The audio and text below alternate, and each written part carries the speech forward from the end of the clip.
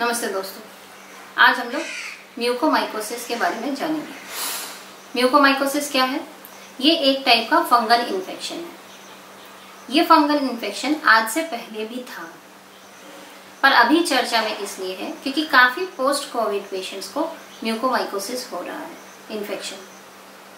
इस इन्फेक्शन में क्या होता है? ये एक ब्लैक फंगल इन्फेक्शन के रूप में जाना जा रहा है। इसमें क्या होता है?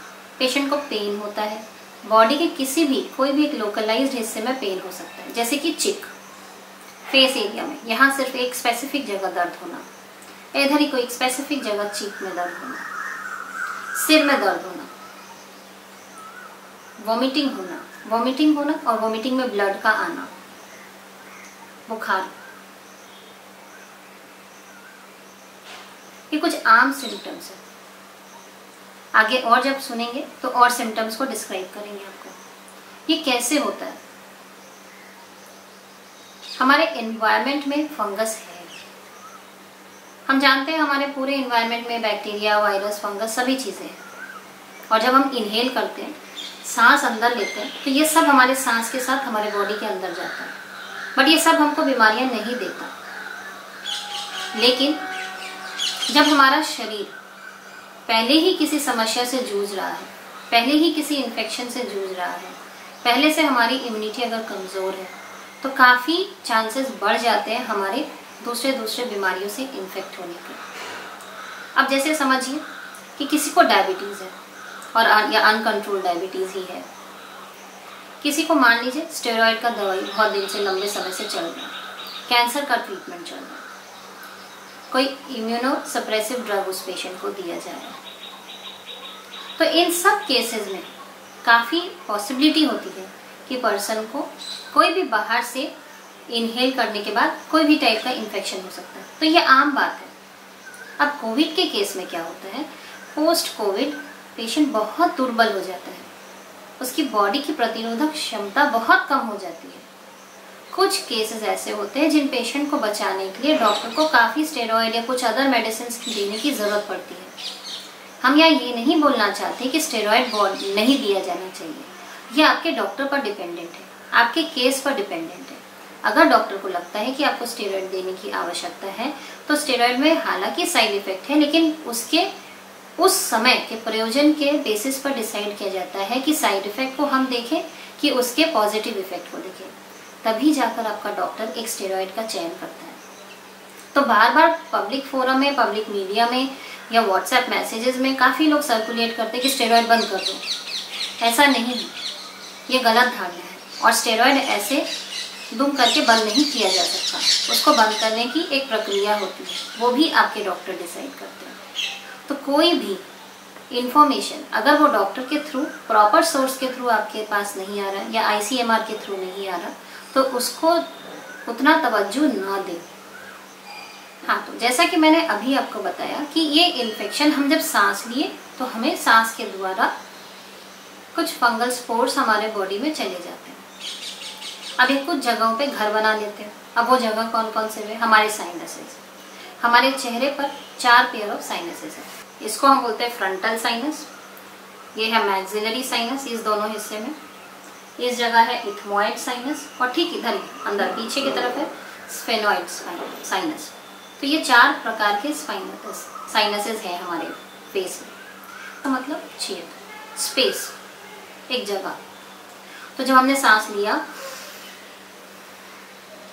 ये सारे साइनसेस में जाकर वो फंगस हो सकता है ट्रैप हो जाए, वहाँ बैठ जाए, रह जाए और धीरे धीरे पनपे। ये जब हमने सांस लिया, ये स्पोर्स जब हमारे बॉडी के अंदर गए, तो ये हमारे ब्रेन में भी जा सकते हैं और वहाँ भी कुछ नुकसान पहुँचा सकते हैं। इसको इतना भयावह इसलिए बोला गया है क्योंकि जब तक ये डिटेक्ट होगा, जितने टाइम में ये अंदर बहुत करामात कर चुका होगा, उसके बाद इसको मैनेज करना बहुत डिफिकल्ट हो जाता है। कई बार ऐसा भी संभव है कि ना हम पेशेंट की आंख बचा पाते हैं, ना इन्फेक्शन से उसको कंट्रोल कर पाते हैं, और कुछ केसेस में पेशेंट्स भी हम नहीं बचा पाते। तो इसको बहुत ही इनिशियल लेवल पे डिटेक्ट करना और इसका इलाज करना बहुत ज़रूरी है। इसको आप खुद कैसे कर सकते हैं? जैसे ही आपके बॉडी में किसी भी जगह पे दर्द होने लग जाए, सीवियर पेन हो रहा है, उसको इग्नोर ना करें, अपने डॉक्टर से, सलाहकार से इमीडिएट संपर्क करें। कभी आपको उल्टी हो और उसमें अगर ब्लड आ रहा है या नाक से जो आपका नज़ला निकल रहा है उसमें भी अगर ब्लड आता है तो भी आपको समझना चाहिए कि आपको इमीडिएट एक्शन करना है। और भी देखा जा सकता है कि आप देख रहे हैं कि आपके चेहरे के हिस्से पर यहाँ ब्लैक ब्लैक पैचेस बन रहे हैं और ये ब्लैक पैचेस बढ़ रहे हैं, तो भी आप समझिएगा कि आपको इमीडिएट डॉक्टर की एडवाइस की ज़रूरत है। इसको आप छोड़ के नहीं रख सकते। मैं उन सभी लोगों से सिफारिश करती हूँ जिनको गार्डनिंग की शौक है। अभी कोविड की वजह से बहुत सारे लोग घर के बाहर नहीं जा पा रहे, तो सब अपने घर में बैठे हैं। कुछ लोग अपने वहाँ गार्डनिंग कर रहे हैं, कोई वेजिटेशन कर रहे हैं, कुछ फूल पत्तों के पौधे लगा रहे हैं, लोग काफ़ी समय गार्डनिंग में दे रहे हैं। तो अगर आप गार्डनिंग करते हैं तो हमेशा ग्लव्स पहने, फुल बूट पहने, फुल स्लीव्स कपड़ा पहने, मास्क लगाएं, अपने आप को जितना तक हो सके प्रोटेक्ट करें। मास्क के बारे में एक चीज़ बोलना चाहूँगी कि मास्क हम पहले सबने सुना होगा N95 मास्क की बात हो रही थी, अभी उसकी बात नहीं हो रही। अभी बताया जा रहा है कि आप 2 तरीके का मास्क इस्तेमाल करें। पहला एक है ट्रिपल लेयर मास्क। तो ये क्या होता है, ये वाटरप्रूफ होता है, इससे पानी नहीं पास होती। तो पहले सबसे पहले ट्रिपल लेयर वाला डिस्पोजेबल मास्क लगा लें, ठीक है। उसके ऊपर कपड़े का बना हुआ मास्क, वो आप घर पे भी बना सकते हैं या बाजार से भी खरीद सकते हैं, कोई भी कपड़े वाला मास्क लगा सकते हैं, उसको उसके ऊपर लगा लीजिए। तो हमेशा डबल मास्क का प्रयोग करें। अभी मैं आपसे बात कर रही हूँ, आप भी किसी से बात कर रहे हैं, तो जाने अनजाने छोटे छोटे पार्टिकल्स हमारे माउथ से बाहर निकलते हैं, ये सामने वाले की बॉडी में जाते हैं, उसको भी इन्फेक्ट करते हैं। अब जब हम इन्वायरमेंट में हैं, नेचर के पास हैं, हम सॉइल में काम कर रहे हैं, हम छोटे बच्चे मट्टी में खेल रहे हैं या हम गार्डनिंग कर रहे हैं, तब भी ये हाई पॉसिबिलिटी है कि ये हमारे सांस के द्वारा ये फंगल स्पोर्स हमारे बॉडी में चला जाए, तो ये हमें वापस इन्फेक्ट कर सकता है। अब क्यों कोविड केसेस में काफ़ी बार क्या होता है कि पेशेंट को कोविड हुआ, वो 14-15 दिन हॉस्पिटलाइज भी हो गया मान लीजिए, वहाँ से ठीक होके वापस अपने घर आ गया। अब वो ये समझते हैं कि अब मैं तो कोविड ऑलरेडी हो चुका हूँ, तो मेरी बॉडी पूरी तरीके से इम्यून हो चुकी है, अब मुझे वापस कोविड नहीं होगा। तो ये पेशेंट 2 तरीके की गलतियाँ करते हैं। सबसे पहले ये बाहर जाना आना चालू कर देते हैं, दूसरा ये मास्क नहीं पहनते कि हम तो प्रोटेक्टेड हैं। नहीं, इनको मास्क पहनना चाहिए, क्योंकि इनको समझना चाहिए कि पोस्ट कोविड बॉडी की इम्यूनिटी इतनी लो हो चुकी होती है कि अब आपका शरीर इमीडिएट कोई भी इन्फेक्शन को कैच करने के लिए काफ़ी हद तक तैयार है। मतलब आपकी प्रतिरोधक शक्ति काफ़ी कम है। उसका कारण पहला कोविड का इन्फेक्शन था, दूसरा मेडिकेशन की। तो ये व्यक्ति को स्पेशली ज़्यादा करके इन व्यक्तियों को अपना ध्यान रखना पड़ेगा। हर व्यक्ति को हर दिन सुबह अपना ऑक्सीजन देखना चाहिए, ऑक्सीजन लेवल कितना है, अपना टेम्परेचर देखना चाहिए। ये 2 चीज़ तो रेगुलर देखना बहुत कंपलसरी है। पहले जो कोविड का वेरिएंट था और अभी जो वेरिएंट है, इसमें बहुत डिफरेंस है। अभी के वेरिएंट में सबसे बेटर यही होता है कि आप कई बार देखेंगे कि पेशेंट एसिम्प्टोमेटिक था, माने कोई सिम्टम्स नहीं थे और अचानक से उसकी स्थिति खराब हो गई। तो उसको फाइंड आउट करने के लिए आपके पास 2 ही ऑप्शंस हैं कि आप अपना टेम्परेचर रोज मॉनिटर करें, प्लस आप अपना ऑक्सीजन भी मॉनिटर करें। सवाल आप में से कुछ लोगों ने मेरे को पूछा हमारे चैनल पर कि मैडम ऐसा क्यों है कि एक कोविड पेशेंट जो घर में रिकवर किया और एक पेशेंट हॉस्पिटल में रिकवर किया, हॉस्पिटल में रिकवर किए हुए उनके पहचान के 2 लोगों को फंगल इन्फेक्शन हुआ, पर घर में रिकवर हुए 3-4 लोगों में से किसी को नहीं हुआ। इसका क्या प्रमुख कारण हो सकता है? तो इसको समझिए, हम बहुत आराम से समझ सकते हैं कि जब आप हॉस्पिटल में एडमिटेड है, मतलब आप बहुत क्रिटिकल कंडीशन में जा चुके थे तभी आप भर्ती हुए, बाकी तो आप होम आइसोलेशन और घर के मैनेजमेंट से और टेली कॉलिंग करके आप डॉक्टर से संपर्क करके ठीक हो ही सकते थे। क्रिटिकल सिचुएशन में जब आप एडमिट हुए तो आपको ऑक्सीजन दिया गया। जब ऑक्सीजन दिया जाता है तो ऑक्सीजन के साथ साथ उसमें ह्यूमिडिटी ऐड की जाती है। अब ह्यूमिडिटी ऐड कैसे की जाती है हम खुद जानते हैं, हमने बचपन में भी पढ़ा है। Humidity is a factor which is controlled by water. तो ह्यूमिडिफायर जिसके द्वारा ह्यूमिडिटी ऐड किया जाएगा इस ऑक्सीजन के साथ, अगर मान लीजिए वो पानी पुराना है, कंटामिनेटेड है, स्टेरिलाइज नहीं है, तो हाई पॉसिबिलिटी है कि फंगल स्पोर्स आपकी बॉडी में जाएंगे और आपको ये टाइप का फंगल इन्फेक्शन हो सकता है। मैं बार बार एक बात बताना चाहती हूँ कि फंगस हमारी बॉडी में जाते ही हैं हमारे सांस लेने से, पर हर किसी को फंगल इन्फेक्शन नहीं होता है क्योंकि हमारी इम्यूनिटी कमज़ोर हो गई है पोस्ट कोविड। तो ये हाई पॉसिबिलिटी है कि हमारे को फंगल इन्फेक्शन अटैक कर दे और हमारी स्थिति और ख़राब कर दे। आप में से कुछ लोगों का एक सवाल है कि अगर हमारे घर में एक पोस्ट कोविड पेशेंट है और उनको ये फंगल इन्फेक्शन हो गया है तो क्या उनकी देखभाल मैं कर सकती हूँ या मैं कर सकता हूँ? हाँ, बिल्कुल कर सकते हैं। मैं आपकी बात समझ गई। आप ये जानना चाहते हैं क्या ये छूत की बीमारी है, क्या एक व्यक्ति से दूसरे व्यक्ति को फैल सकती है, क्या ये कॉन्टेजियस है? नहीं, ये बीमारी बिल्कुल भी कॉन्टेजियस नहीं है। आप आराम से आपके साथ वालों का ध्यान रख सकते हैं जिनको ये इन्फेक्शन हुआ है, और इनफैक्ट आपको ध्यान रखना भी चाहिए क्योंकि उनको आपकी ज़रूरत सबसे ज़्यादा है। मैं एक बात अपनी तरफ से आप सबको बताना चाहती हूँ कि आप सब काफ़ी, देखिए बीमारी हुई, उसको हमने मैनेज किया, एक वो हुआ, इलाज किया। आप अपने लेवल पे जो कुछ बेसिक चीज़ें जो ज़रूर करें। सबसे पहला जो मैंने अभी आपको बताया थोड़ी देर पहले कि आप प्रत्येक दिन सुबह अपना टेम्परेचर, ऑक्सीजन ज़रूर चेक करें। टेम्परेचर आपका बिलो 99 होना चाहिए। टेम्परेचर आमतौर पर 98.4 इज़ नॉर्मल टेम्परेचर, तो 98.4 होना चाहिए आपका टेम्परेचर।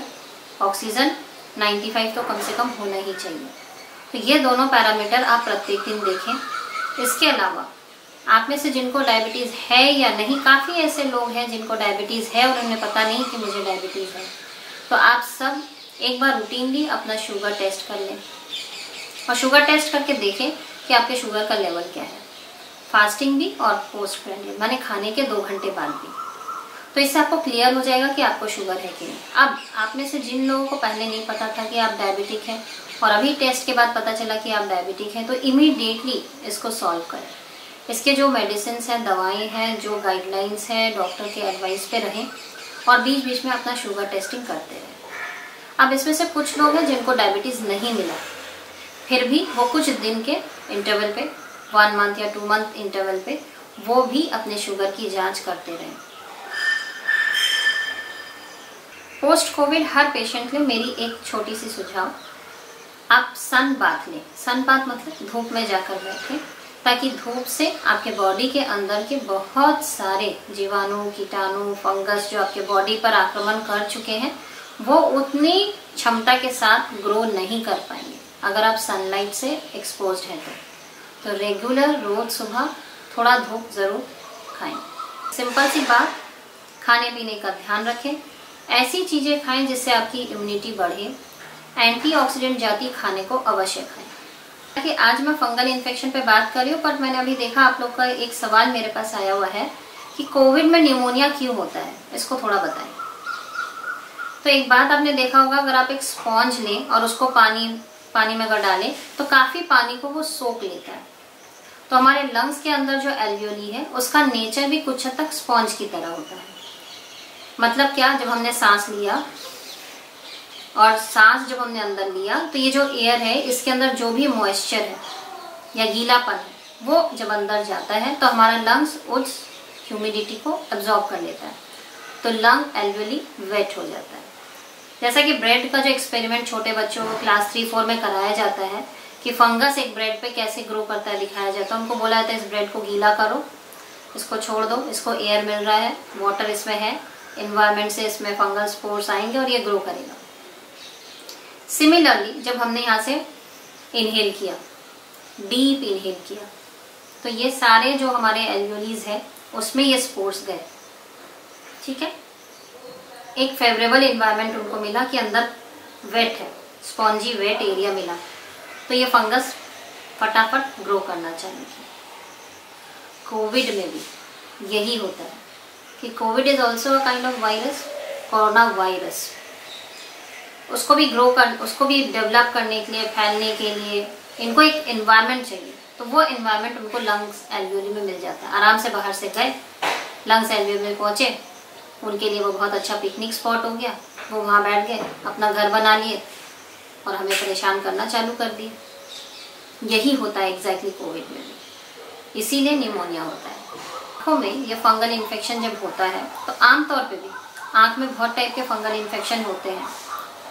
मैंने काफ़ी पेशेंट अपने रियल लाइफ एक्सपीरियंस में देखा है कि जब आंधी तूफान आती है, लोग रास्ते से जाते हैं, धूल मिट्टी पत्ते जब उड़ते हैं वो आँख में जाते हैं, उसके बाद आँख जलने लग जाता है, आँख लाल हो जाता है, आँख में कोई इन्फेक्शन हो जाता है। पता चलता है बाद में जाके कि वो फंगल इन्फेक्शन हुआ है। धीरे धीरे आँख की कंडीशन अगर ठीक से मैनेज नहीं करो तो आँख रेड होते होते आँख में एक और बीमारी होती है हाइपोपियन, वो हो जाता है, ब्लड आने लग जाते हैं आँख के अंदर। फिर ये जगह धीरे धीरे ब्लैक हिस्सा सफ़ेद हो जाता है और आई डैमेज हो जाती है। होता है ऐसा फंगल इन्फेक्शन। तो सिमिलरली जब भी कोई फंगल इन्फेक्शन हो रहा है तो हमें समझना पड़ेगा। ऐसे ब्लैक ब्लैक स्पॉट्स डेवलप करते हैं। अगर ब्लैक ब्लैक स्पॉट्स आपके कॉर्नियल एरिया या आई में डेवलप करते हैं तो आपकी आई साइड ब्लर हो जाएगी, आपको सब चीज़ धुंधला दिखने लगेगा। कुछ पेशेंट्स को डबल विजन भी होता है। फंगल इन्फेक्शन एक ऐसा केस है जिसको अगर फटाफट अगर मैनेज नहीं किया जाए तो ये बहुत तीव्र गति से बढ़ता जाएगा। एक पोजीशन पे ये ऐसा हो जाता है कि पेशेंट को ही बचाना मुश्किल हो जाता है। बहुत से ऐसे केसेस होते हैं कि फंगल इन्फेक्शन अगर मान लीजिए स्किन में हो गया, ये जगह से ब्लैक ब्लैक स्पॉट्स हो गई, तो ऑपरेट करके इस जगह के स्किन एरिया को हटा देना पड़ता है। साथ में कुछ अच्छे फ्रेश स्किन को भी हटाना पड़ता है ताकि इसका स्प्रेड रुक जाए। तो अब सोचिए किसी के आंख में हो गया और ये फटाफट फैल रहा है। आई अंदर से पीछे से ब्रेन से कनेक्टेड है, दूसरे आई से भी कनेक्टेड है। तो आप एज अ डॉक्टर भी अगर होते तो क्या मैनेजमेंट करते? आई को निकाल देते। This is called enucleation. तो ऐसे एक्सट्रीम केसेस होते हैं जिसमें ये पेशेंट मैनेज नहीं हो पाते तो उनके केस में आंख निकाल दी जाती है। इस प्रोसेस को बोलते हैं इन्यूक्लिएशन। तो ये इन्यूक्लिएशन के बाद इस पेशेंट को आर्टिफिशियल आई पहनना पड़ता है। जैसा कि आप जानते हैं प्रोस्थेटिक है, नकली आँख। कुछ पोस्ट कोविड पेशेंट पे ऐसा देखा गया है कि वो कुछ उल्टी पुल्टी बातें बकने लग जाते हैं, कुछ ऐसी बातें जो इररिलेवेंट है वो बोलने लग जाते हैं, उनका मानसिक संतुलन चला जाता है। ये भी एक बहुत अलार्मिंग सिम्टम है। इसको इग्नोर ना करें, इन पेशेंट को मैनेज करें, इनका प्रॉपर इलाज करें। मैंने पहले ही बताया इसके इलाज में आपको अपने डॉक्टर से कॉन्टैक्ट करना होगा। बोलेंगे वो तो आपको करना ही है।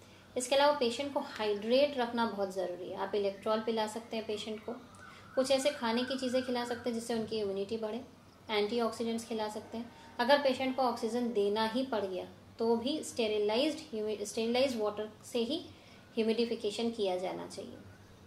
इसके अलावा अगर पेशेंट को स्टेरॉइड देना पड़ता है तो वो आपके डॉक्टर ही डिसाइड करेंगे। डोजेस भी आपके डॉक्टर ही डिसाइड करेंगे। बाकी चीज़ें आप अपने डॉक्टर पे छोड़ दें कि वो किस तरीके से मैनेज करते हैं। बट आपके पार्ट पे हाँ, अगर डायबिटीज़ है तो डायबिटीज़ कंट्रोल करना, उसके हिसाब से खाना खाना, ये सारी चीज़ें आपकी रिस्पॉन्सिबिलिटी होती है।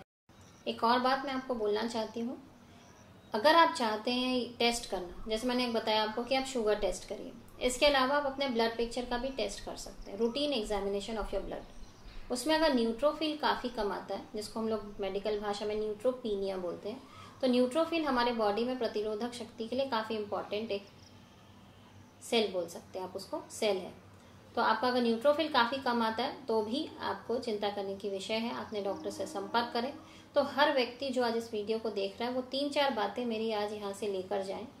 पहला, हमेशा हाथ धोएं, साफ सुथरे स्वच्छ इन्वायरमेंट में रहें, अपने टॉयलेट को साफ और क्लीन रखें, घर को साफ और क्लीन रखें। अगर आप गार्डनिंग के शौकीन हैं, गार्डन में जाते हैं, फूल पत्ते पौधों के साथ आपका रहना होता है काफ़ी समय, ग्लव्स पहने, डबल मास्क का व्यवहार करें और हमेशा फुल स्लीव्स कपड़े पहने, फुल पैंट पहने या फुल जो भी ड्रेस है वो पहने, शूज़ हमेशा कवर्ड शूज़ पहने, डायबिटीज़ को कंट्रोल में रखें, इलेक्ट्रॉल का पानी पीते रहें, न्यूट्रिशियस खाना खाएं। कोई भी ऐसा आपको लगे कोई सिम्टम है, कोई एरिया ब्लैक हो रहा है, स्पॉट्स डेवलप कर रहे हैं, किसी एक हिस्से में सीवियर पेन हो रहा है, दांत में दर्द हो रहा है, दांत अचानक से हिलने लग गया, नाक से खून निकल रहा है, मुंह से खून निकल रहा है, इन सारे केसेस, पेट अचानक से डिस्टर्ब करने लगा, पेट में दर्द रहने लग गई, सांस लेने में तकलीफ हो रही है, बुखार है, इन सब सिम्टम्स को एक दिन के लिए भी आप डिले मत करिएगा, इमीडिएटली इस पे काम करिएगा। डॉक्टर आपके लिए उपस्थित हैं, वो आपका ध्यान रखेंगे, आपके को एडवाइस देंगे, जो भी उनसे संभव हेल्प होगी वो ज़रूर आपको करके देंगे।